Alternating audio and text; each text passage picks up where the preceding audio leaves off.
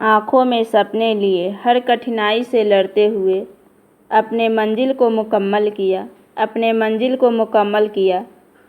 लेकिन उसे कहाँ पता, एक दिन ऐसा भी आएगा उससे उसकी मंजिल ही छिन जाएगी।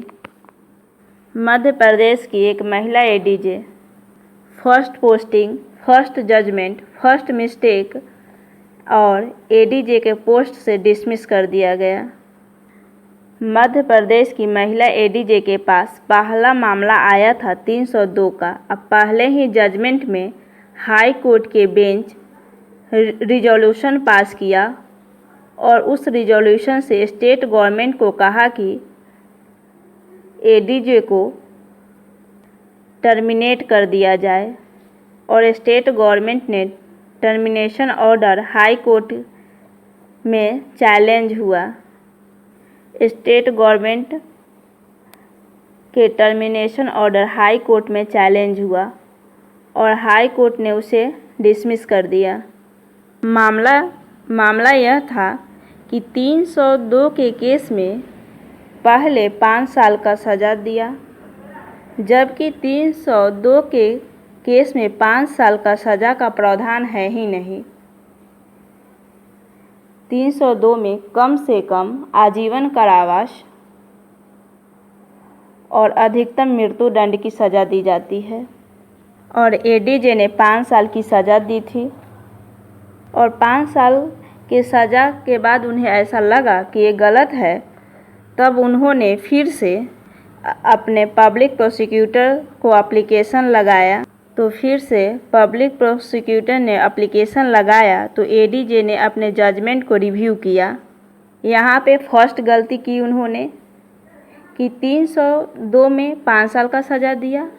उसके बाद सेकंड गलती उन्होंने यह कर दिया कि रिव्यू कर दिया और रिव्यू करने के बाद 304A लगा दिया और जजमेंट कर दिया।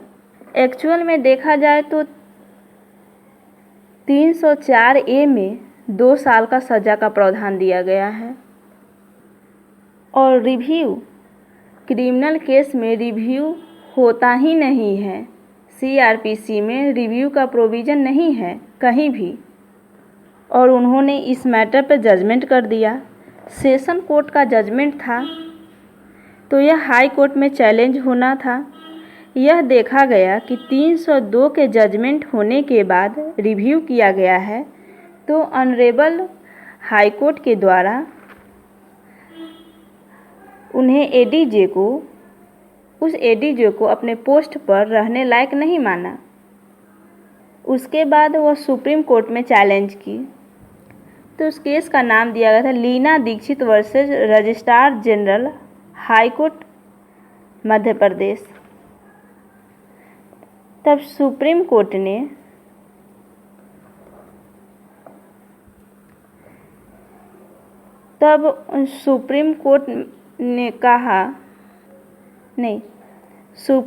में इन्होंने कहा माय लॉर्ड, मेरा पहला केस था, मेरी पहली पोस्टिंग थी, मैं अभी जज बनी हूँ और अभी प्रोबेशन पर आई हूँ और मेरे से मिस्टेक हो गया, मुझे क्षमा कर दिया जाए।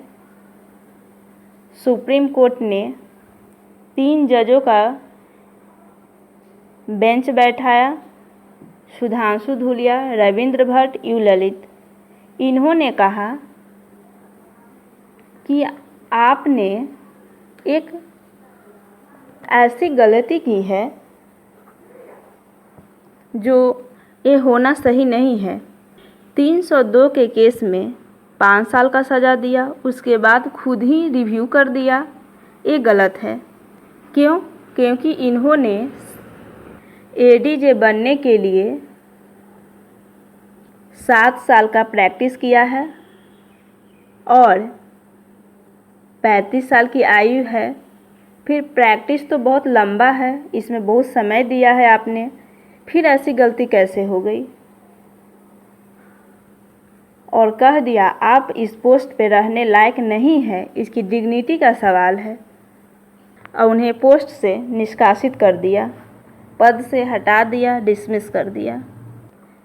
जब एक स्टूडेंट तैयारी कर रहा होता है और उसमें इतनी कठिन मेहनत करने के बाद एक जज बनता है और जज बनने के बाद उसे यह एहसास होता है कि आई डू इट, मैंने कर दिखाया, मैंने अपने मंजिल को मुकम्मल कर दिया, सपने को हासिल कर लिया। और एक दिन ऐसा आया कि उनकी एक गलती उनकी ज़िंदगी बदल डाली।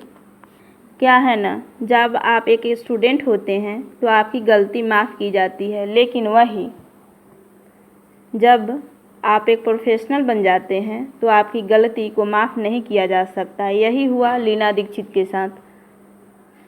कहा जाता है, अरे सदियों से कहा जा रहा है, गलती से सीखा जाता है, लेकिन यहाँ गलती की कोई माफ़ी नहीं। क्यों? क्योंकि ये जुडिशरी है। लोग अक्सर कहते हैं मुझे तो सिर्फ जुडिशरी पे भरोसा है। जुडिशरी ट्रांसपेरेंसी, पारदर्शिता है। यही हुआ, उन्होंने पारदर्शिता दिखाई